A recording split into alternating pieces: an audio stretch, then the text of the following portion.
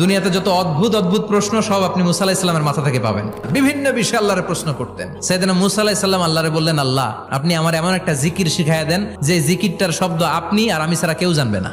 দিনে রাতে সব সময় এই জিকির আমি করব, আপনারে ডাকবো, কিন্তু শর্ত হলো এই জিকিরটা জানবে শুধু আপনি আর জানবো শুধু আমি। আল্লাহ বললেন, মুসা পড়ো লা ইলাহা ইল্লাল্লাহ। মুসা আলাইহিস সালাম কয়, মাবুদ এটা তো জাতীয় জিকির, সবাই জানে। আমি তো চাইছি এক্সেলেন্ট একটা জিকির, কারো কাছে নাই, শুধু আমি জানবো আর আমি পড়বো। আল্লাহ বললেন, মুসা এই লা ইলাহাকে যদি এক পাল্লায় রেখে দাও, তাম বিশ্ব, 7 আকাশ 7 জমিনটারে তুলে যদি তুমি আরেক পাল্লায় রেখে দাও, লা রাজাহাত কাফাতু লা ইলাহা ইল্লাল্লাহ, মুহূর্তের মধ্যে লা ইলাহার পাল্লা ভারী হয়ে যাবে।